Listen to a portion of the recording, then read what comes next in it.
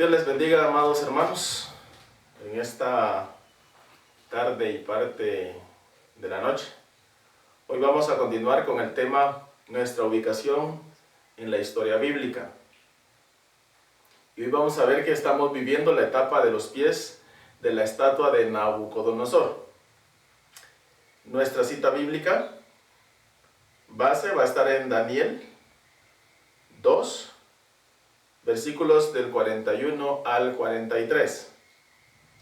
Daniel 2, versículos del 41 al 43. Y como siempre nos vamos a ir apoyando en varias citas bíblicas. Dice así la palabra del Señor.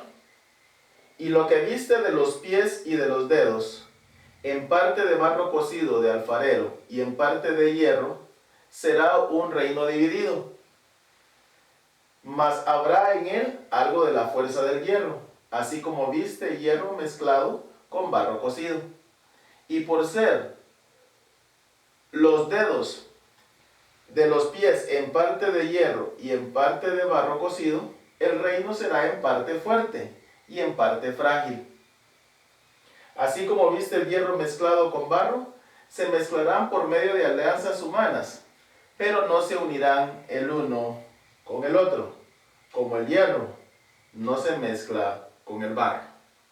Muy bien, entonces esta va a ser nuestra cita base y vamos a demostrar ahorita que estamos viviendo ya en la época, estamos viviendo ya en la etapa de los pies de la estatua de Nabucodonosor. ¿Qué es eso de los pies de la estatua de Nabucodonosor? Ya lo habíamos visto antes, que el rey Nabucodonosor tuvo un sueño, vio una estatua y él se asustó mucho, ¿verdad? Se preocupó bastante porque quería saber el significado y al final el único que le puede revelar el sueño y el significado es el profeta Daniel, y así lo hizo.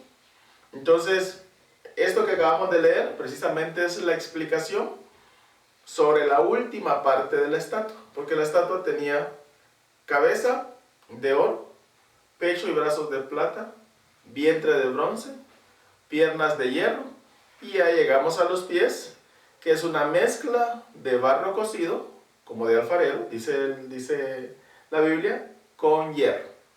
Entonces, vamos a ver que nosotros hemos estado viviendo ya de buen tiempo la etapa que significa los pies de la estatua de Nabucodonosor. El propósito del estudio entonces es que aprendamos que nosotros estamos viviendo en el periodo que Daniel interpretó sobre los pies de la estatua del sueño del rey Nabucodonosor, en el cual los pueblos se mezclarían por medio de alianzas humanas, pero no se unirían el uno con el otro, así como el hierro no se mezcla con el barro. Esa es la idea entonces, que cuando terminemos este estudio, todos podamos aprender, todos hayamos podido aprender que estamos viviendo en esa etapa de los pies. De manera de introducción, uno de los periodos del gobierno de los gentiles sobre las naciones que el profeta Daniel interpretó, hermanos, a Nabucodonosor en relación a la estatua que había visto en sus sueños, es aquel en el que los pueblos harían alianzas por tratados, mas no por afinidad y lealtad. ¿Sí? Eso es lo que vamos a ver, que los pueblos iban a hacer alianzas, ¿sí? Los pueblos que comprenden el reino, ¿verdad? El reino del gobierno de los gentiles, se iba a diversificar en varios estados, pero que después iban a querer hacer alianzas. Entonces nosotros estamos viviendo esa época, nosotros estamos viviendo entonces ese periodo, porque históricamente nos ha tocado que vivir una época en la que los tratados de paz, tratados comerciales, tratados financieros y toda clase de tratados se han firmado entre las naciones para mantener buenas relaciones entre sí. Y por ser la última etapa del gobierno de los gentiles, entonces esto indica que estamos a punto de ver cómo la piedra no cortada por mano, que es el gobierno de Cristo, derribe al gobierno gentil para siempre y se establece como el único y eterno gobierno. ¿Sí? ¿Por qué? Porque en el sueño de Nabucodonosor está viendo la estatua y por último ve una piedra cortada no por mano, sino que entonces es por la divinidad que es enviada a esta piedra, pulveriza la estatua, y esa piedra después se convierte en un gran monte que llena toda la tierra. Ese gran monte que llena toda la tierra es el gobierno de nuestro Señor Jesucristo, que se va a establecer al final de los tiempos y va a pulverizar todo el gobierno de los gentiles, que está representado por la estatua que Nabucodonosor vio en su sueño. No me detengo en esos detalles porque esos detalles ya los hemos visto en otras prédicas acerca de la estatua, pero ahorita quiero recalcar que estamos ahorita viviendo la etapa de los pies de la estatua que Nabucodonosor vio en su sueño y que Daniel le interpretó. Bueno, veamos entonces un poquito. Veamos las características de los primeros reinos del gobierno de los gentiles, repasando un poquito lo que es la estatua. Entre los años 609 y 539 a.C., el imperio babilónico marcó una época de oro en el gobierno de los gentiles, pero siempre marcado por la magia y por la herejía. ¿Sí? Tenía destacados científicos, matemáticos y astrónomos, por eso es que es la cabeza de oro, ¿verdad? Era un gobierno muy rico en conocimiento, también muy rico en bienes materiales. Entonces, este gobierno legó mucho a lo que hoy es la historia de la humanidad, ¿sí? Porque inventaron un calendario lunar que dividía el año en 12 meses basado en las fases de la luna. Este no es el calendario del pueblo de Israel, porque el calendario del pueblo de Israel, el Señor fue el que lo dio. Pero ellos, ¿verdad? Los babilonios inventaron un calendario lunar que dividía el año en las fases de la luna, y entonces para eso tenía que tener mucho conocimiento de astronomía. Podían predecir los eclipses de sol y luna, ¿sí? E inventaron muchos de los nombres que hoy todavía les damos nosotros a las constelaciones. Entonces, ellos eran buenos astrónomos y tenían mucho conocimiento acerca de los planetas, tanto así que podían predecir los eclipses de sol y de luna sin tener los instrumentos que hoy se tiene la NASA, por ejemplo. Hoy para la NASA es fácil, con todos los instrumentos que tiene, el poder predecir cuándo va a haber un eclipse. Pero ellos sin todos esos instrumentos lograron predecir acerca de los eclipses. Pero lamentablemente, como lo vimos cuando estudiamos el tema de la Navidad, Babilonia promovió las prácticas mágicas como el centro de su religión. Sí. Tenían los mejores astrólogos y magos de la época, ¿sí? Tanto así que dicen que esos astrólogos eran mejores que los magos que tenía Faraón en Egipto, ¿sí? Recuérdense que los magos que tenía Faraón en Egipto eran magos que tenían hasta cierto punto poder. Pero estos magos, estos astrólogos, eran mejores que ellos. Sus deidades representaban las poderosas fuerzas de la luna, fuerzas de la naturaleza o cuerpos celestes como el sol, la luna y las estrellas. Aquí se recuerdan que cuando vimos el tema de la Navidad, yo les explicaba por qué se celebra el 25 de diciembre como Navidad, ¿verdad? Porque ahí se hizo una sustitución del dios Sol, la adoración al dios Sol, a la adoración al nacimiento de Cristo, ¿sí? Ahí entonces fue una sustitución que hizo la iglesia en ese tiempo, ¿verdad? Y entonces sustituyeron la adoración al sol naciente, ¿verdad? O al sol invictus, y lo sustituyeron por la adoración al nacimiento de Cristo. Entonces, todo eso se dio en Babilonia. Yo lo expliqué en su momento, por eso no me voy a detener, ¿sí? También Ishtar, la diosa del amor y de la guerra, representaba al planeta Venus, mientras que Adad era el dios de la tormenta y de los vientos, ¿sí? ¿Se recuerdan? Vimos también a Ishtar.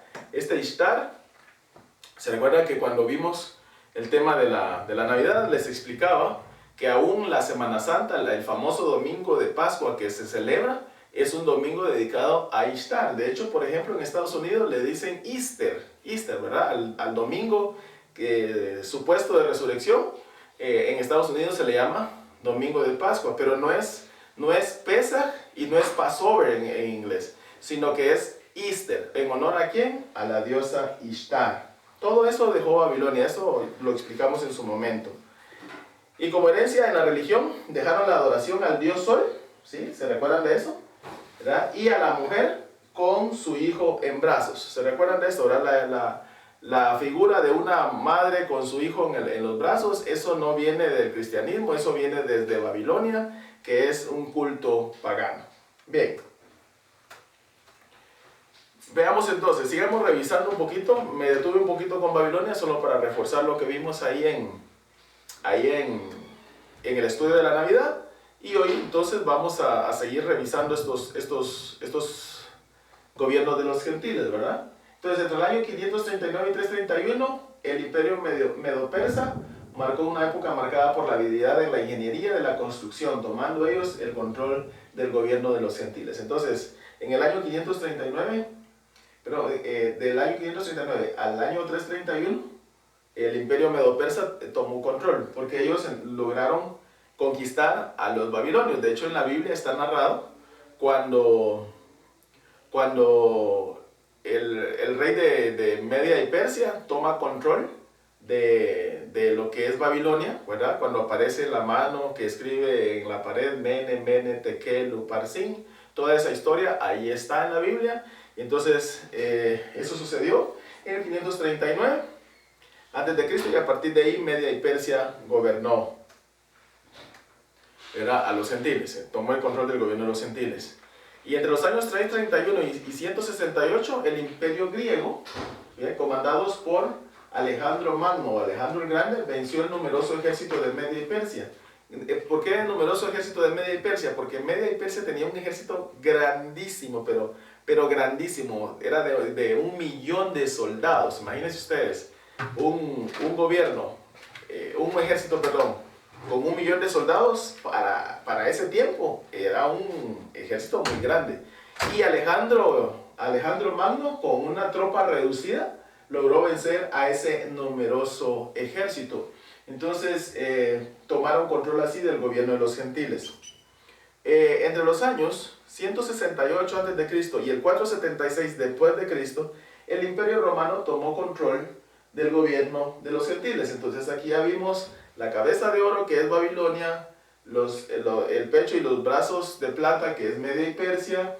Vimos también el vientre de bronce, que es el imperio griego, y llegamos a las piernas, que es el imperio romano. Estoy describiendo las fases del gobierno representados en la estatua de Nabucodonosor. Entonces ya llegamos acá al imperio romano, que fue un imperio muy sanguinario, ¿verdad? Rigió con mano dura, con mano de hierro, ¿verdad? Ellos hollaban, trillaban y mataban gente. Por eso se caracterizaba este imperio. Ahora, del año 476 a la fecha,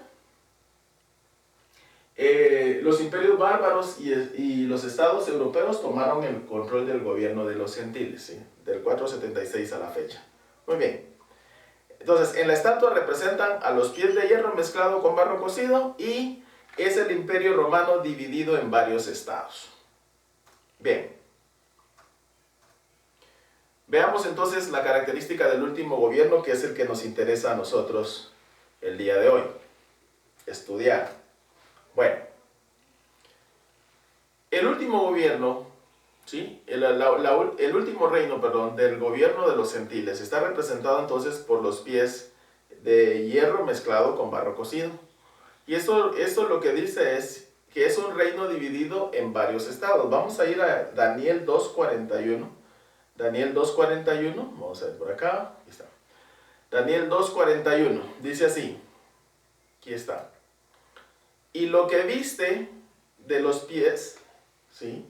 Dice, y lo que viste de los pies y los dedos, en parte de barro cocido, de alfarero y en parte de hierro, será un reino dividido. Mas habrá en él algo de la fuerza del hierro, así como viste hierro mezclado con barro cocido. Entonces, toda la estructura del gobierno de los gentiles, que abarca la parte desde Europa hasta la parte de Babilonia, ¿sí? en el oriente, toda esa parte entonces iba a ser dividida. ¿Sí? Eso es lo que está diciendo esto. Que lo que antes era el Imperio Romano, todo el espacio que antes ocupaba el Imperio Romano, iba a ser dividido en varias naciones, ya no iba a ser solo un reino. Entonces, todo el área geográfica entonces que ocupó el Imperio Romano está dividido hoy al menos en 30 naciones. Todo ese espacio geográfico está dividido al menos, estoy diciendo al menos porque son más, pero al menos está dividido en 30 naciones. Vamos a ir a ver, si les voy a mostrar por acá.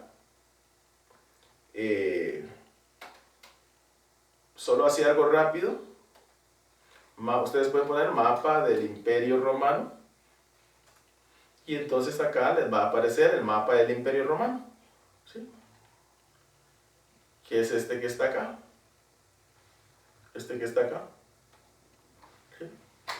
Entonces este es el mapa del Imperio Romano. Vean, todo lo que está sombreado en cafecito, eso era lo que abarcaba el Imperio Romano.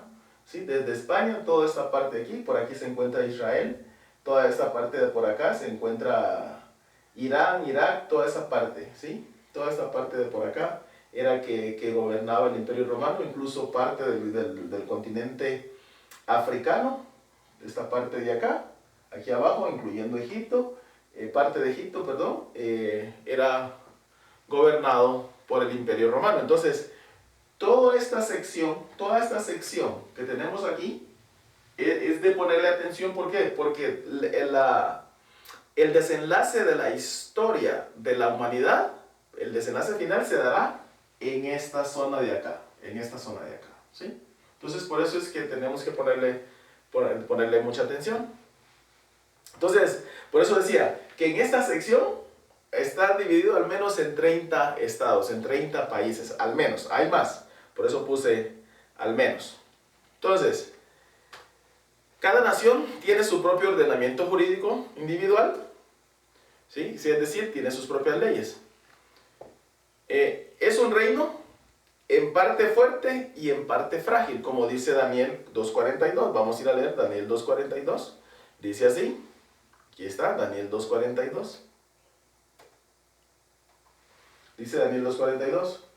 Y por ser los dedos de los pies en parte de hierro y en parte de barro cocido, el reino será en parte fuerte y en parte frágil. Sí. Volvemos entonces a la presentación. Entonces, la división del reino entre gran número de estados es lo que lo debilita. ¿Sí? Muchos estados, ¿verdad? Muchas cabezas, muchos ordenamientos jurídicos. Entonces, eso lo debilita. ¿Por qué? Porque donde hay unión, hay fuerza. Donde hay división, hay debilidad. Entonces, la división es lo que hace débil a todo ese sector que antes era el Imperio Romano. Hoy es débil. ¿Por qué? Porque hay muchas cabezas, muchas decisiones, hay muchos ordenamientos jurídicos, y entonces por esa razón es que es bastante débil. Entonces, unos estados son fuertes, pero otros son débiles. ¿Sí? Eso lo vemos ahí en Europa, ¿verdad? En toda la parte de Europa vemos que hay naciones muy fuertes, como por ejemplo Alemania, la misma Inglaterra, que hace poco se salió de la Unión Europea, era una nación bastante fuerte. Los estados fuertes se vuelven más fuertes y los débiles más débiles, cada vez más. Entonces, pero tendrá vestigios de la fuerza del Imperio Romano. ¿Qué quiere decir eso? Que como dice Daniel, ¿verdad? Habrán destellos de por ahí de la fuerza del Imperio Romano. Porque él dice, habrán destellos del hierro, ¿sí? Y lo que dice es, bueno, habrá un poquito de fuerza ahí, ¿sí? ¿Y cómo podemos identificar eso? ¿Por qué? Porque a través del derecho romano, ¿verdad? A través del derecho romano se constituye la fuerza legislativa de esos países que conforman el Imperio Romano. Y no solo de esos países, casi todos los países a nivel mundial. De hecho, los abogados, por lo regular en los primeros años, reciben cursos de derecho romano. ¿Por qué? Porque la mayoría del ordenamiento jurídico de los países a nivel mundial están basados en el derecho romano. Entonces, por eso es que tienen que aprender derecho romano. Entonces, los vestigios que por ahí quedan entre esos estados acerca del hierro, o sea, de la fuerza, entonces es el derecho romano, esa es la fuerza legislativa.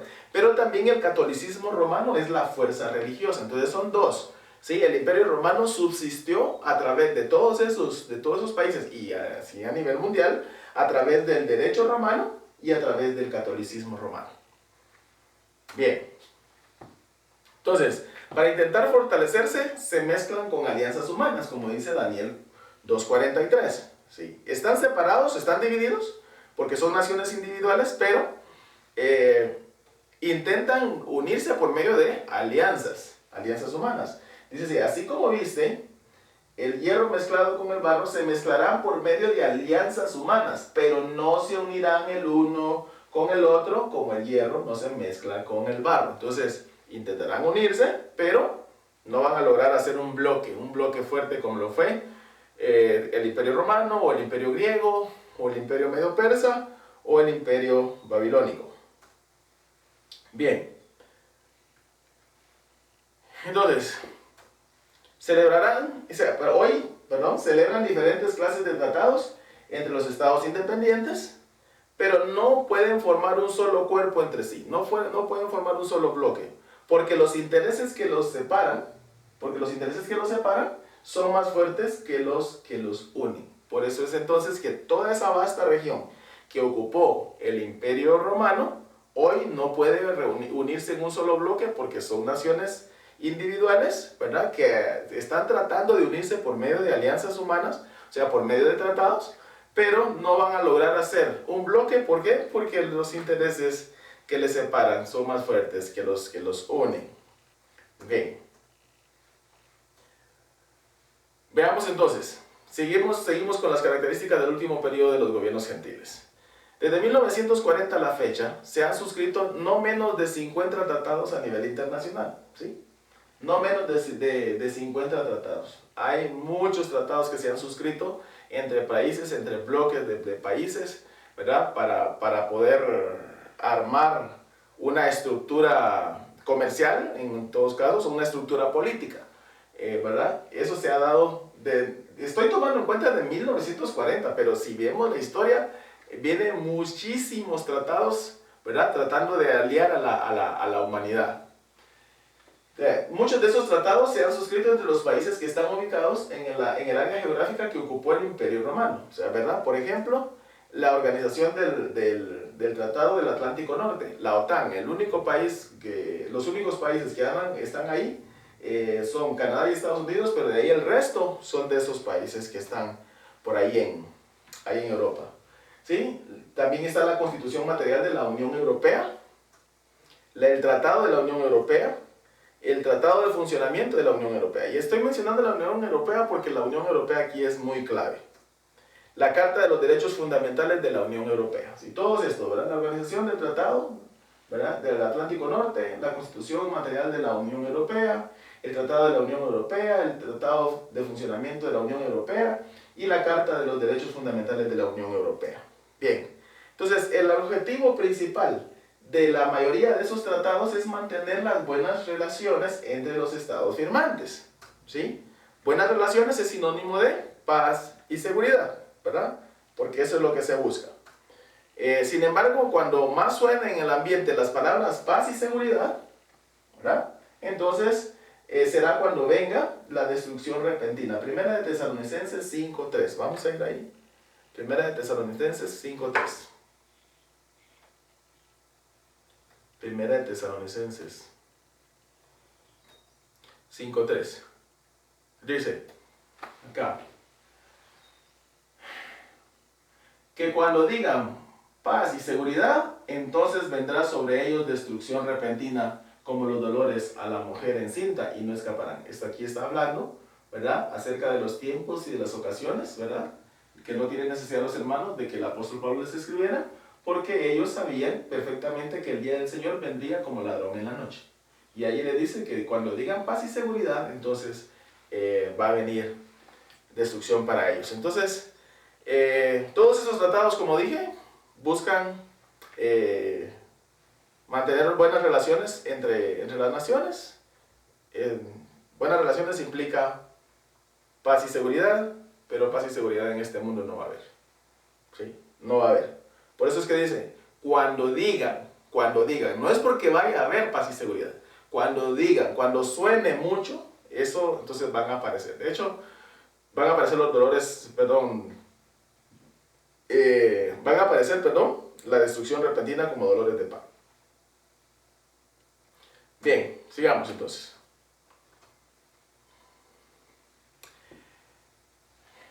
La fundación de la Unión Europea. Y por eso les decía que la Unión Europea aquí tiene un papel muy importante en la historia. La fundación de la Unión Europea fue el tratado clave para intentar unir el reino que representa los pies en la estatua que soñó el rey Nabucodonosor. O sea, la Unión Europea es clave porque es un tratado clave, o sea, es un tratado base para poder unir, ¿sí?, el reino, ¿verdad?, que representa los pies de la estatua de Nabucodonosor, que el día de hoy, como dije anteriormente, está constituido por muchas naciones. Entonces, lo que hicieron fue, bueno, vamos a formar la Unión Europea, y empezaron a armarla, ¿verdad? La estructuraron todas sus bases para poder unir de nuevo al Imperio Romano, o sea, todos los estados que hoy están ubicados donde antes estaba el Imperio Romano. Entonces, ¿por qué es clave?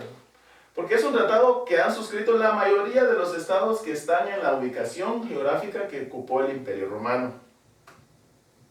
Es un tratado que rige la unión política de los estados suscritos, ¿sí?, de todos esos estados. Es un tratado que rige el funcionamiento de manera semiglobal de los países suscritos, ¿sí? Todo el funcionamiento semiglobal. Y digo semiglobal porque cada país todavía tiene su ordenamiento jurídico que tiene que respetar, ¿verdad? Pero todos en conjunto obedecen en parte al Tratado de la Unión Europea. Es un tratado que unifica el uso de la moneda en el curso legal entre los países suscritos. Por ejemplo, tienen la moneda del euro. Bueno, de todos los estados suscritos en la Unión Europea, se levantarán 10 reyes. Y por eso decía que esto es clave. ¿Por qué? Porque de todos esos estados suscritos en la Unión Europea se levantarán 10 reyes que representan los 10 dedos de la estatua de Nabucodonosor. Daniel 7:7. Aquí ya estoy haciendo una relación entre el sueño de Nabucodonosor y la visión que tuvo el profeta Daniel en el capítulo 7. Porque en el capítulo 2 se muestra una estatua, ¿verdad?, que es el producto del sueño de Nabucodonosor, pero en el capítulo 7 ya Daniel va dando cierta interpretación a cada fase, a cada uno de esos reinados, a cada uno de esos gobiernos, y se va representando con animales, ¿sí? Entonces, por ejemplo, Babilonia está representado por el león, ¿verdad? Después está Media y Persia, que es por un oso que se inclina hacia un lado. Después está un leopardo, un tigre, ¿verdad? Así lo interpreta Daniel. Entonces, Daniel 7 habla acerca de esos 10 reyes. O sea, otra vez voy a decir, me voy a mover aquí, a esta zona. De esta zona de aquí, ¿sí?, se tienen que levantar 10 reyes. ¿Por qué? Porque la visión que tuvo Nabucodonosor en la estatua tenía sus 2 pies con 5 dedos cada pie, ¿sí? Entonces, esos son los 10 reyes que el profeta Daniel está explicando ya en el capítulo 7. Ahí en el capítulo 7 de Daniel, vamos a ir ahí, vamos a regresar a Daniel 7:7.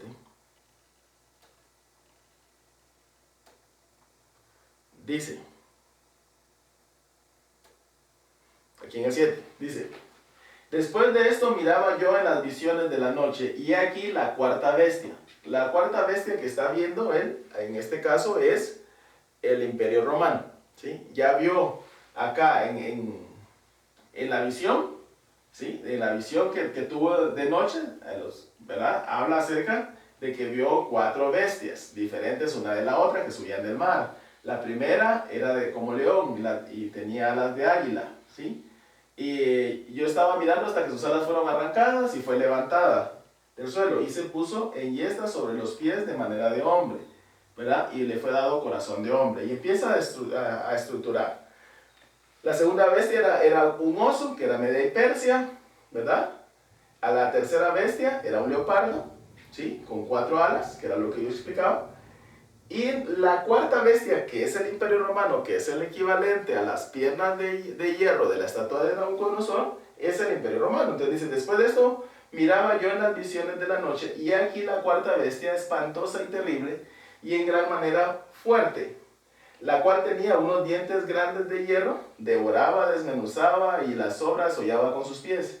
Y era muy diferente de las otras bestias que vi antes de ella, y tenía 10 cuernos. Entonces, aquí está haciendo Daniel la relación, ¿verdad? Allá la estatua tiene 10 dedos, aquí está esta bestia que es espantosa, tiene 10 cuernos, ¿sí? Entonces, estamos hablando que al final de la historia de la humanidad, que es la que estamos viviendo, entonces, el Imperio Romano, o sea, el lugar que antes ocupaba el Imperio Romano, se llevan a levantar 10 reyes. Ahorita está armada la Unión Europea, pero esos 10 reyes todavía no se han identificado. ¿Por qué? Porque ahorita hay muchas naciones afiliadas y suscritas a la Unión Europea, pero de todas esas naciones van a haber 10 fuertes, que van a ser las 10 que van a comandar. Bueno, sigamos entonces. Entonces, estos reyes entonces representan a los presidentes de las naciones más poderosas de la Unión Europea. ¿Sí? ¿Por qué la Unión Europea? Otra vez lo digo y lo voy a volver a marcar. ¿Sí? Este es el área geográfica que ocupaba el Imperio Romano, y aquí entonces la mayoría de estos países están adscritos a la Unión Europea, ¿verdad? Y de aquí entonces se tienen que levantar 10 líderes, 10 presidentes de esos países que son más fuertes. 5 de esos reyes serán de Occidente y 5 del Oriente, ¿sí? Serán 5 por cada pierna de la estatua. ¿Por qué? Porque el Imperio Romano fue dividido en Oriente y Occidente, por eso eran las 2 piernas de hierro, ¿sí? Y de cada una de las piernas salen 5 reyes. Entonces, por eso es de que van a ser 5 reyes de Occidente y 5 reyes de Oriente, ¿sí? Entonces, volviendo al mapa, entonces, el imperio más o menos estaba dividido por aquí, ¿verdad? Entonces, tendrían que ser 5 de este lado y 5 de este lado, ¿sí? Para poder cumplir con la profecía. Entonces, se van a levantar esos 10 reyes, ¿verdad? Que van a ser los más fuertes de la Unión Europea en este caso, ¿sí? Bien, pero ahorita viene algo importante, algo interesante. Que adicional a los 10 reyes, ¿sí? Adicional a esos 10 reyes, o sea, a los 10 dedos de la estatua de Nabucodonosor, se va a levantar un rey más que será el anticristo. Daniel 7:8. Vamos a ir a la Daniel 7:8. Daniel 7:8 entonces dice: mientras yo contemplaba los cuernos, he aquí que otro cuerno pequeño, ese cuerno pequeño es el anticristo. Otro cuerno pequeño salía entre ellos, ¿sí? Entonces, sigue diciendo, y delante de él fueron arrancados 3 cuernos de los primeros, y aquí que este cuerno tenía ojos como de hombre y una boca que hablaba grandes cosas. Muy bien, entonces vamos a seguir meditando a la luz de la palabra del Señor. Entonces, este cuerno pequeño de Daniel 7:8 es el anticristo, ¿sí? Es el anticristo. Cuando habla de bestias, habla de imperios y de gobiernos. Cuando habla de cuernos, habla de reyes. Entonces, ese cuerno pequeño es el anticristo. Ese cuerno pequeño, que es el anticristo, va a derribar a 3 de los 10 reyes, ¿sí? O sea, están los 10 dedos de las estatuas, son 10 reyes, ¿verdad? Son 10 líderes o 10 presidentes, en nuestro caso hoy. Y entonces sale el 11º cuerno, y ese cuerno derriba a 3 de los 10. ¿Sí? Vamos a leer Daniel 7:24. Daniel 7:24, nos vamos a correr un poquito hasta el 24, que dice así. Vamos a subirlo un poquito más para que quede legible. Muy bien. ¿Qué dice? Y los 10 cuernos significa que de aquel reino se levantarán 10 reyes, ¿sí?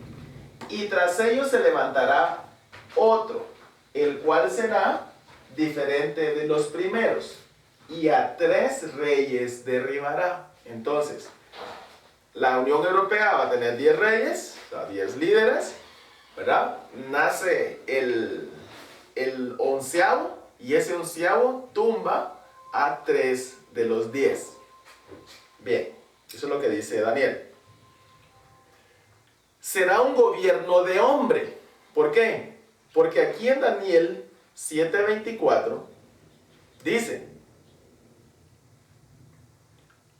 perdón, es Apocalipsis. Es Apocalipsis 3:18. Apocalipsis 3:18. Vamos a leer Apocalipsis 3:18. Apocalipsis 3:18.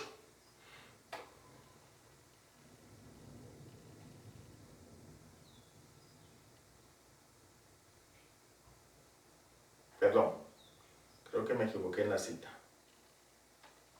13:18. Apocalipsis 13:18, perdón.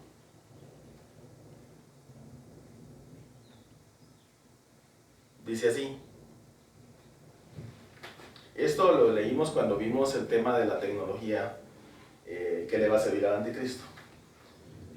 Aquí hay sabiduría. El que tiene entendimiento cuente el número de la bestia, pues es número de hombre. Y por eso era que yo les decía en su momento que el gobierno del anticristo es un gobierno de hombre. De tal manera entonces que él va a necesitar herramientas de hombre para poder controlar a la humanidad. Porque como les dije en su momento, muy hijo del diablo puede ser, pero siendo hombre tiene que sujetarse a las leyes de esta dimensión, ¿verdad? Entonces todo eso yo lo expliqué en su momento. Entonces el gobierno del anticristo va a ser gobierno de hombre. Vamos a regresar. Va a ser gobierno de hombre. Entonces, regresando un poquito ya a Daniel 7:8, vamos a regresar a Daniel 7:8, porque quiero que veamos que la Biblia está bien compaginada. De hecho, Daniel sin Apocalipsis no se puede entender, y Apocalipsis sin Daniel no se puede entender. Ambos son libros apocalípticos, complementarios el uno del otro. Entonces aquí en Daniel 7:8 dice: mientras yo contemplaba los cuernos, he aquí otro cuerno pequeño salía entre ellos, y delante de él fueron arrancados 3 cuernos de los primeros. Y aquí este cuerno tenía ojos de hombre, lo mismo que acabamos de leer en el lado del Apocalipsis, ¿verdad? Esto es un gobierno de hombre, ¿sí? O sea, tiene todas las características de un gobierno de hombre. Muy bien, sigamos. Entonces, este cuerno hablará blasfemias en contra del Señor. Ahí en Daniel 7:25. Daniel 7:25 dice que este cuerno será de boca grande y hablará blasfemias contra el Señor. Dice, y hablará palabras contra el Altísimo. Y hablará palabras contra el Altísimo. Y a los santos del Altísimo quebrantará. Y pensará en cambiar los tiempos y la ley, y serán entregados en su mano hasta tiempo y tiempos y medio tiempo. Bien, esos tiempos, eso de hasta tiempo y tiempos y medio tiempo son 7 años. Bien, perdón, son 3 años y medio, no son 7 años. Bueno, entonces sigamos. Sigamos entonces. Tendrá más sabiduría que Daniel. Tendrá más sabiduría que Daniel. O sea, El anticristo será una persona muy astuta, muy sabia. Ezequiel 28:3. Ezequiel 28:3. Un libro atrás ahí. Vamos a Ezequiel 28:3. Dice así. Aquí es una profecía que Ezequiel está dirigiendo al príncipe de Tiro, pero va directo a Satanás y a su anticristo.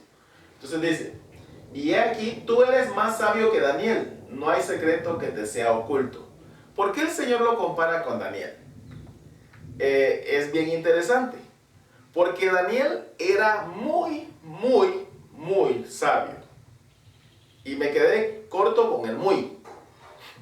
Porque Daniel, según el libro de Daniel 1,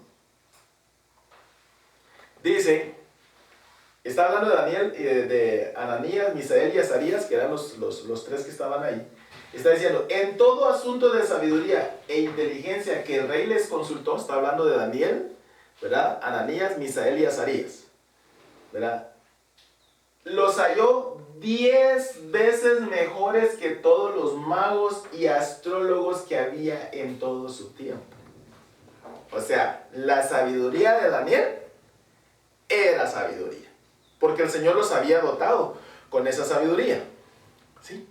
El Señor los había dotado con una sabiduría extraordinaria, pero el anticristo será más sabio que Daniel.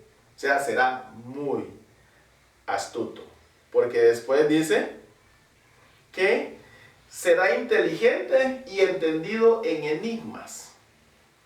Daniel 8:23. Vamos a ir a Daniel 8:23.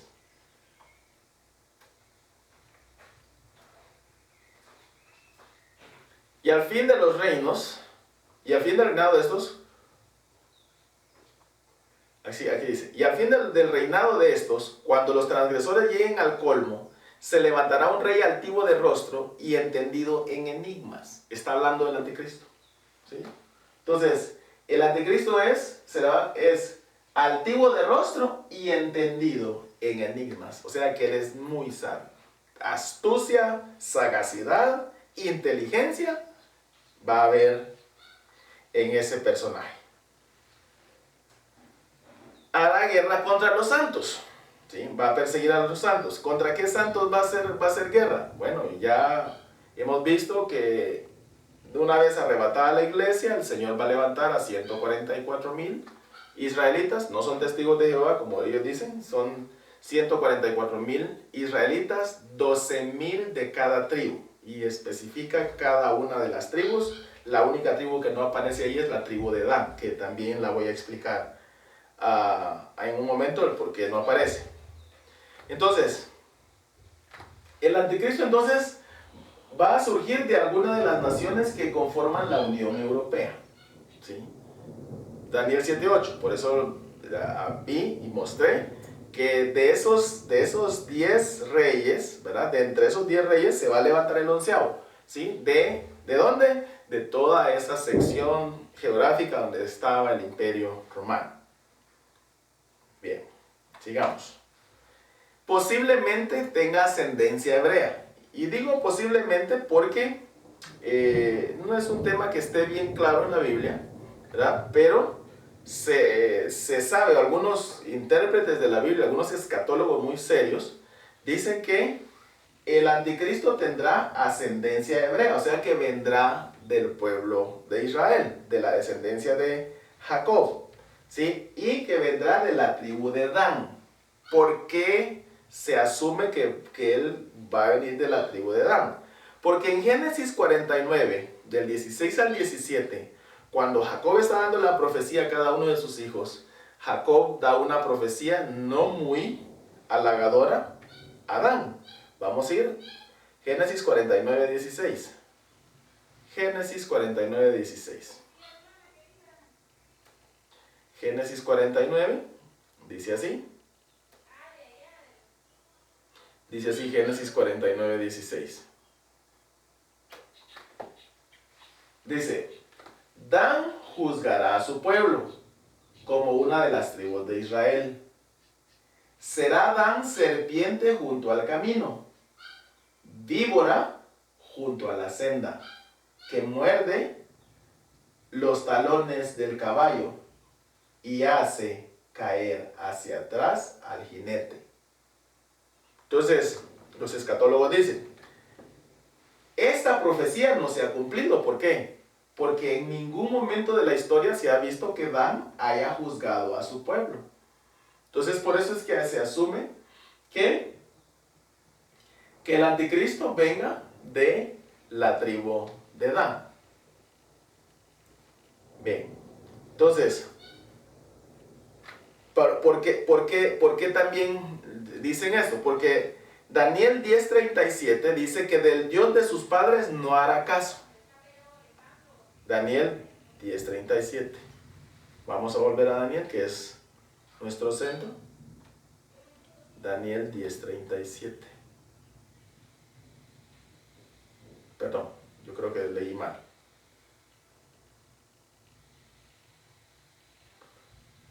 Perdón.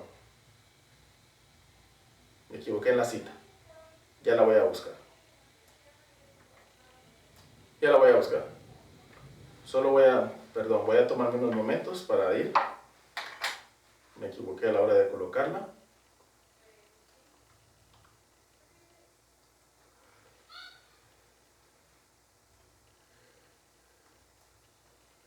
Aquí dice, anoté mal.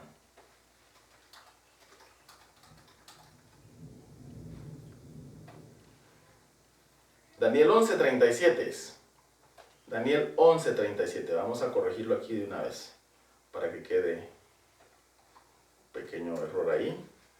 Daniel 11:37. Y vamos a irlo a leer. Entonces, Daniel 11:37. Leamos entonces Daniel 11:37. Dice así. Aquí está. Dice, del Dios de sus padres no hará caso. Y entonces, del Dios de sus padres. ¿Cómo así del Dios de sus padres? Pues, del Dios de sus padres está hablando de Abraham, Isaac y Jacob. ¿Sí? Porque a eso se refiere cuando dice el Dios de sus padres. Entonces, no va a hacer caso del Dios de sus padres, que es el Señor, Dios Todopoderoso. Y aquí hay otro argumento que algunos utilizan para decir que el anticristo será afeminado. Y en realidad dice ni del amor de las mujeres, ni respetará a Dios alguno. ¿Sí? No hará caso del amor de las mujeres. Por eso es que en algunos casos se piensa que el anticristo pueda ser afeminado. Bueno, sigamos entonces. Entonces, del Dios de sus padres no hará caso. Por eso es entonces que se cree que el anticristo va a tener ascendencia hebrea. ¿Sí? Va a tener ascendencia hebrea porque viene de los patriarcas. Entonces, porque acá esta profecía no se ha cumplido de Génesis 49, 16 y 17, y Daniel está diciendo que del Dios de sus padres él no hará caso. Entonces quiere decir, se interpreta, perdón, que viene de Abraham. Entonces, será bien recibido por los israelitas y lo harán su Cristo. Juan 5:43. Vamos a ir a Juan 5:43.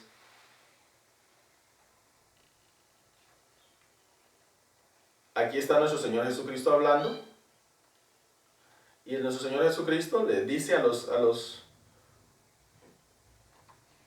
quienes están ahí, le dice, yo he venido en mi nombre. ¿Sí? Perdón, yo he venido en nombre de mi Padre y no me recibís. Si otro viniera en su propio nombre, a ese recibiréis. Entonces lo que está diciendo el Señor aquí es, Él viene en nombre de nuestro Señor, de nuestro Padre Celestial. Él viene, pero su pueblo no lo recibe. ¿Sí? No lo recibe. Ya en el capítulo 1, ahí Juan está diciendo que a los suyos vino y los suyos no le recibieron. Entonces a él no lo recibieron. Pero otro va a venir en su propio nombre y a él sí lo van a recibir. Ahí está hablando del anticristo. ¿Por qué? Porque el anticristo va a venir en su propio nombre y los israelitas lo van a tomar como su Cristo. De hecho, los israelitas hoy día están esperando que venga el Mesías, porque ellos no han creído acerca de Jesucristo, que Jesucristo es el Mesías. Ellos no creen en eso. Ellos creen que Jesucristo fue un impostor, ¿verdad? Porque ellos esperaban que viniera el Señor Jesucristo en caballo blanco a liberarlos de la opresión romana. Pero Él no vino, Él vino como cordero, porque en la primera venida Él tenía que venir como cordero. De hecho, aún los mismos israelitas, los mismos judíos, hablan acerca de dos clases de Mesías, ¿sí? Mesías, hijo de José, ¿verdad? Que es el Mesías sufriente, el Mesías que fue vendido, que es esclavo, que es vituperado. Y está el Mesías, hijo de David, que es el que ya viene a tomar posesión. En realidad, es un solo Mesías, pero bíblicamente encontramos que en la primera venida Él iba a venir como cordero. Pero en la segunda venida, Él ya no viene como cordero. Él viene a tomar control del reinado, ¿sí? Viene a tomar control del reino de los cielos, aquí en la tierra, ¿sí? Entonces, hasta el día de hoy, los israelitas no creen que Yeshua sea el Mesías. Ellos no lo creen. Entonces, por eso es que cuando aparezca el anticristo, para ellos va a ser el Cristo, ¿sí? Para ellos va a ser el Cristo. Entonces, Él los va a engañar y por eso va a ser bien recibido por los israelitas. Y por eso es que se cree que tiene ascendencia hebrea. ¿Por qué? Porque los judíos no van a recibir a alguien como Mesías que no tenga ascendencia hacia los patriarcas. No lo van a recibir, ¿sí? ¿Por qué? Porque el Mesías viene de la descendencia de David incluso. Entonces, por eso es de que el anticristo se cree que va a tener ascendencia hebrea. Lo van a recibir y lo van a hacer su Cristo. De hecho, es que por eso él va a llegar y se va a sentar en el templo del Señor, como lo expliqué la semana pasada. ¿Por qué? Porque a Él lo van a recibir como Mesías y lo van a dejar entrar al templo. Y obviamente va a venir acompañado del falso profeta, quien le va a dar la entrada, ¿verdad? Haciendo milagros y prodigios delante de Él, según lo que habla Apocalipsis capítulo 13. Bien, los israelitas ya lo están esperando, ¿sí? Por eso decía, hoy día en el judaísmo ya hay muchos temas que tratan sobre el Cristo.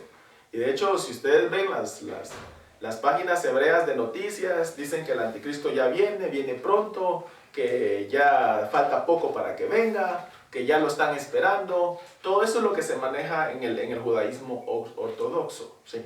Porque también hay judíos mesiánicos, pero ellos ya saben que Yeshua, o Jesús, ¿verdad?, es el Mesías. Pero los judíos ortodoxos, que son la mayoría, no creen que Yeshua haya sido el Mesías. Entonces están esperando a su Cristo. Y el Cristo de ellos será el anticristo. A quien ellos reciban como Cristo es el anticristo. Bien, y aquí voy a empezar a montar algo. Como les decía, hay un ambiente de saber sobre el Mesías de hace mucho tiempo atrás entre los hebreos. Y me puse a hacer un poquito de investigación a ver cómo están manejando esas cosas. Y encontré que hubo un rabino connotado, ¿verdad?, que murió en el 2006, ¿sí? 2006 murió, que su nombre es Isaac Kaduri. Isaac Kaduri es un gran connotado rabino judío. Este señor, antes de morir, él dijo que había hablado con el Mesías. Él dijo, yo hablé con el Mesías y me reveló su nombre. Y entonces él dejó una nota con el nombre del Mesías. Pero él pidió algo y dijo, esta nota por favor deben de abrirla un año después que yo haya fallecido. Y exactamente al año después de fallecido, entonces abrieron el sobre, ¿verdad?, con el dato que él había dejado. Y esta es la nota que aparece ahí. Esas son letras hebreas, ¿verdad? Son letras hebreas, que ahorita lo voy a mostrar. Él lo que dijo, lo que escribió fue esto. Porque el hebreo se lee de aquí hacia acá, ¿verdad? Y él dice, Yarim Ha'am, Beyokiach, Shedbaro, Betorato, Omdim. Eso es lo que fonéticamente quiere decir, fonéticamente. Yo lo que hice fue resaltar las primeras letras como un acróstico, porque así lo dejó él. Entonces, viendo cada una de las letras, ¿verdad? Él en acróstico dejó el nombre del Mesías. Y él lo que escribió fue, él levantará a la gente y demostrará que su palabra y ley son válidas. Eso es lo que quiere decir esto, ¿verdad? Pero él buscó las palabras, ¿verdad? Para que quedaran de esa manera en acróstico. Y si vemos, unimos la letra del acróstico, el nombre del Mesías que habló con él es Yehoshua. ¿Qué es? Yeshua. Yeshua es el nombre corto de Yehoshua, ¿verdad? Entonces, él me reveló que el nombre del Mesías es Yehoshua. Obviamente los judíos ortodoxos, después del año que abrieron la carta, entonces dijeron, no, esa no es la letra. Incluso el hijo dijo, no, esa no es la letra de él, ¿verdad? Ahí falsearon algo, pero lo dijeron después de que él había revelado el nombre del Mesías. Entonces ustedes dirán, ¿por qué razón tuvo que escribirlo así en acróstico? Déjenme contarles que en la Torá, en el antiguo pacto, hay muchas claves. Yo no me metí a investigar muchas de ellas, pero sí hay muchas claves donde siguiendo un patrón, entonces se van a encontrar palabras reveladas. Entonces, el acróstico es un modo que los rabinos incluso, y que el Señor utilizó para poder dar un mensaje. Por ejemplo, el letrero escrito en la cruz de Cristo según Juan 19:9 es esto que está aquí, porque la palabra del Señor dice que fue escrito el mensaje, ¿sí? El letrero fue escrito en hebreo, en griego y en latín, ¿sí? ¿Qué fue lo que escribió? Lo que escribió es esto, ¿verdad? Yeshua Hanosri Bemele Ha Yudeyo, algo así es. Ahorita más o menos estoy aprendiendo hebreo, por eso es que medio lo digo. ¿Qué dice? Jesús el Nazareno, el rey de los judíos. Eso es lo que dice Juan 19:19. Ustedes pueden ir a ver. Vamos a ir a leerlo por aquello de que alguien tenga duda. Juan 19:19.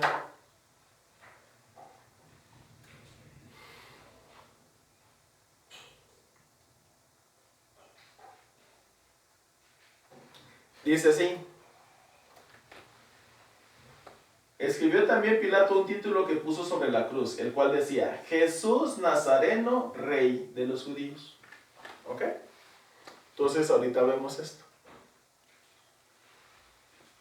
Jesús el Nazareno, el rey de los judíos. Entonces, también hice lo mismo, de marcar las primeras letras. ¿Sí? Y cuando vemos, lo que tenemos aquí es el tetragramatón. ¿Qué es el tetragramatón? El nombre del Señor. ¿Sí? Yud Hei Vav Hei.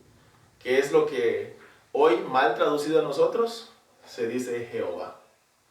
Esto es Yud Hei Vav Hei. Entonces, los hebreos vieron eso ahí y vieron las primeras letras y ni así se convencieron. Hoy nosotros estamos viendo, ¿verdad?, que aún en eso tuvo cuidado el Señor de demostrar en la cruz del Calvario quién era el que estaba ahí. Y el que estaba ahí Era el Señor Dios Todopoderoso, el Hijo de Dios, estaba ahí en la cruz, muriendo por nuestros pecados. Entonces, por eso era que les decía, hay muchos modelos que se utilizan ahí en el antiguo pacto, ¿verdad? Que siguiendo cierto patrón hay mensajes revelados. Entonces, aún en la cruz se reveló. Y por eso es de que les puse el ejemplo de este señor Isaac Kaduri. También hace unos años, hace unos meses, perdón, les compartí a ustedes acerca de esto, de la profecía de los jubileos. ¿Por qué? Porque de cierto tiempo para acá, los israelitas están buscando el tiempo en que su Mesías se va a revelar. Y yo les explicaba esto, que fue una profecía de los 10 jubileos del rabino Judá ben Shammua, ¿verdad? Judá, hijo de Samuel. Y esta profecía, curiosamente, se cumplió, ¿verdad? Fue una profecía, este señor, este rabino, estaba al borde de la muerte, y entonces él dijo, el Señor me ha revelado algo, ¿verdad? Y recordemos que el pueblo de Israel no ha sido abandonado por el Señor, ¿sí? El Señor ha seguido tratando con ellos. No estoy justificando el hecho de la profecía porque no está en la Biblia, ¿verdad? No la puedo usar como doctrina, pero sí la puedo usar como referencia, ¿sí? Así como lo dije con los libros apócrifos. Los libros apócrifos yo no los puedo usar como doctrina, pero sí los puedo usar como referencia. Porque, por ejemplo, yo les explicaba que la fiesta de las luces, o sea, la fiesta de Hanukkah, fue establecida después de que Judas Tadeo derribó el altar, ¿verdad? Que había sido profanado por Antíoco Epifanes y construyó otro. Y en honor a eso, entonces hoy los judíos tienen la fiesta del Hanukkah. Eso no está en la Biblia, claramente, pero sí está en el libro de Macabeos. Ahí sí lo describe. Entonces lo podemos ir a tomar como referencia, más no como doctrina. Entonces este señor tuvo una visión, ¿verdad? Y está dentro de los escritos rabínicos de los hebreos, está esta profecía. Porque los hebreos usan la Torá, ¿verdad? Usan el Talmud, que hay 2 versiones, ¿verdad? Y usan los escritos rabínicos, que son los escritos que han dejado los rabinos que han pasado durante todo el tiempo, ¿verdad? Durante la historia de los judíos. Entonces este señor, antes de morir, dijo, el Señor me reveló algo. Y el Señor me reveló, ¿verdad? Él estaba en 1217, él murió en el año 1217. Y ustedes pueden ir a buscar historia de rabino Judá ben Shammua y ustedes lo van a guiar a los escritos rabínicos y van a encontrar esa historia. Entonces, este señor murió en 1217. ¿Sí? Y él dijo que el Señor le había revelado, ¿verdad? Y le dijo, mira, de aquí a 300 años, de aquí a 300 años, entonces Jerusalén va a ser tomada, ¿verdad? Por una nación y dio las especificaciones de la nación, y eran los turcos otomanos. Y exactamente en 1517, de hecho, yo les he explicado a ustedes en la historia de Jerusalén, de los gentiles, está que en 1517 los turcos tomaron control de Jerusalén, ¿sí? Entonces, él vino y dijo, bueno, después de que los turcos otomanos tomen, o desde que ese imperio tome control sobre Jerusalén, pasarán 8 jubileos. O sea, 40 años.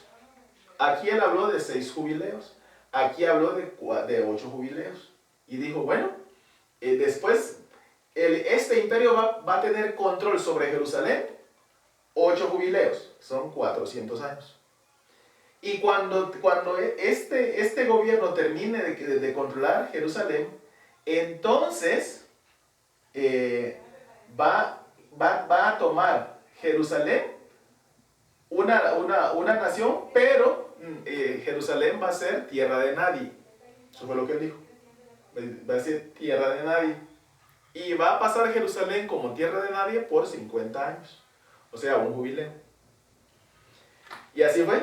En 1917, Inglaterra tomó control de Jerusalén. Pero Inglaterra no tomó control de Jerusalén, sino que se la entregó a la Liga de las Naciones, que es lo que hoy se conoce como la ONU. Ya se formalizó como la ONU después.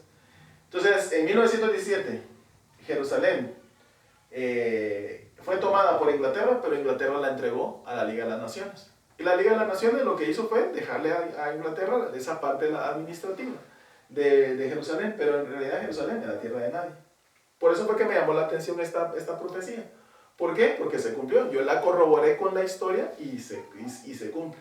Y entonces él dijo, después de ese jubileo, que Jerusalén sea tierra de nadie, entonces ahí va a ser tomada Jerusalén por Israel de nuevo. Y exactamente 50 años más tarde, 1917 más 50, 1967, en junio del año 1967, en la Guerra de los 6 días, Israel tomó control de Jerusalén. Y él no se quedó así, porque siguió diciendo, y después de que Israel tome control de Jerusalén, va a pasar un jubileo, 50 años, en el que Jerusalén va a estar bajo control de Israel. Y cuando se termine ese jubileo, entonces vendrá el Mesías. Eso fue lo que él dijo. Y se recuerdan que les decía, los 50 años se cumplió en 2017. Entonces él dijo, entonces vendrá el Mesías. Pero sabemos que el Mesías de ellos es el anticristo. Entonces, por eso les ponía estos ejemplos para que vean que todo el ambiente ya se está manejando de tiempos finales, en tiempos finales. Todo lo que se está manejando ahorita son tiempos finales, ¿sí? Y como les dije, esta profecía no es bíblica, no les estoy diciendo que la crean, lo único que estoy diciendo es vayan e investiguen. Porque en los escritos rabínicos del pueblo de Israel, hasta el día de hoy, esta profecía forma parte. Bien, entonces, concluyamos. De acuerdo a la interpretación que el profeta Daniel dio a Nabucodonosor sobre la estatua que vio en sus sueños, estamos viviendo la última etapa del gobierno de los gentiles, o sea, la parte de los pies. De los pies que se encuentran ubicados en el lugar geográfico, ¿sí? Que se encuentran ubicados en el lugar geográfico que ocupó el Imperio Romano, se levantarán 10 reyes que gobernarán la región. Luego se levantará el 11º líder, que será el anticristo, y derribará a 3 de los 10. Ya el escenario está listo para que esto se levante, ¿sí? Para que se levante el 11º líder. Pronto entonces veremos cómo el gobierno de los gentiles es pulverizado para dar paso al reino eterno de Jesucristo. Y cuando digo pronto veremos, porque nosotros lo vamos a ver. Seremos arrebatados, estaremos allá con nuestro Señor Jesucristo. Nuestro Señor Jesucristo va a venir con nosotros de vuelta. Entonces, mientras tanto aquí en la tierra se dan muchas cosas. Cuando nosotros estemos en el cielo se van a dar muchas cosas aquí. Y lo que se va a dar aquí es precisamente, son los pasos para que nuestro Señor Jesucristo tome control del reino de los cielos aquí en la tierra. ¿Sí? Y entonces por eso es que Juan ve que hay un libro, no había quien abriera el libro, solo había uno digno, a él le es entregado, al Cordero de Dios, que quita el pecado del mundo. Él empieza a quitar sello por sello, y a la hora que quita cada sello, hay eventos trascendentales aquí en la tierra. Cuando llega al 7º sello, entonces se empiezan a sonar las 7 trompetas, y se desarrolla la etapa final aquí en la tierra. Entonces, por eso digo, pronto veremos que esa piedra cortada no por mano, como dice Daniel, esa piedra que es el gobierno de nuestro Señor Jesucristo, pulverizará todo esto, todos estos gobiernos de los gentiles, que no son más que gobiernos corruptos, gobiernos llenos de maldad, de perversidad, porque están siendo guiados por el enemigo. Están siendo guiados por el enemigo. Entonces, llegará el momento en que nuestro Señor tome control y nosotros con Él, y viviremos con Él por la eternidad. Obviamente los cielos y la tierra arderán, como dice el apóstol Pedro, ¿verdad? Habrá una nueva tierra, nuevos cielos, y ahí habitaremos nosotros por la eternidad. Entonces, hermanos, con esto terminamos esta serie de temas. Espero que les haya quedado bastante claro dónde es que estamos viviendo. Decía al principio que la palabra del Señor tiene suficientes elementos escatológicos como para que nosotros nos advirtiéramos de los tiempos que estamos viviendo. El hecho de decir que nuestro Señor Jesucristo hubiera podido venir antes, eso es no estudiar Biblia conforme a la escatología, como debe de ser. ¿Por qué? Porque tenemos suficientes elementos como para saber dónde estamos ubicados. Porque para eso el Señor dio sus instrucciones y dejó sus profecías en la Biblia. Entonces, por eso es que me atreví a dar este estudio, precisamente para demostrar que sí se puede hacer un estudio serio de escatología sin caer en el sensacionalismo, ¿verdad? Que caen otros, y tampoco apartarnos de lo que dice la palabra del Señor. Entonces, hermanos, estamos a un paso de que todo esto se empiece a dar, y como lo dije en su momento, en la primera clase, si comparamos la primera venida de nuestro Señor Jesucristo con el arrebatamiento y todos los eventos que se van a dar con una hora, entonces ahorita estaríamos ya a las -2 o -1 minuto. No diciendo que eso va a pasar mañana, ni pasado, ni el próximo año, sino diciéndoles que en cualquier momento de estos, de aquí en adelante, entonces el Señor viene por nosotros, nos va a arrebatar, nos va a llevar, y todo esto se va a dar conforme a lo que escatológicamente está escrito en la palabra del Señor. Entonces, hermanos, les invito a revisar. Yo no tengo la última palabra, no tengo el conocimiento completo de todo esto. La escatología es mera especial. Sin embargo, sí podemos, a través de pasajes precisos como los que fui demostrando aquí, determinar dónde estamos ubicados. Entonces, otra vez digo, el Señor no hubiera podido venir en 1900. Israel no estaba como nación todavía y no se había cumplido la profecía de hacer renacer a una nación en un solo día. Eso se concluyó el 14 de mayo de 1948. Antes de eso no se hubiera podido dar, porque el Señor no se contradice, el Señor respeta su palabra y el Señor maneja con lujo de detalles todo lo que va a hacer, para que cuando suceda, entonces nosotros no tengamos la menor duda que Él tiene control absoluto sobre todo lo que está sucediendo. Bien, vamos a orar para terminar, que el Señor les bendiga. La próxima semana vamos a empezar con un nuevo tema. Oremos. Padre, gracias te damos en esta hora, porque nos has permitido terminar con esta clase, con este tema. Ayúdanos, Señor, a recordarlo siempre y a vivir como en los últimos días. Ayúdanos a vivir bien, conforme a tu palabra. Sabemos que como cristianos debemos de vivir bien todos los días, porque somos tuyos. Y aquellos, Señor, que todavía no son cristianos, también deben de entregar su vida, porque a ellos les puede sorprender o la muerte o tu venida.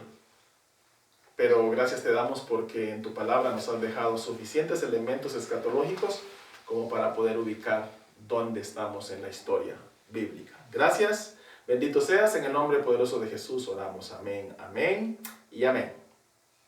Que el Señor les bendiga, hermanos.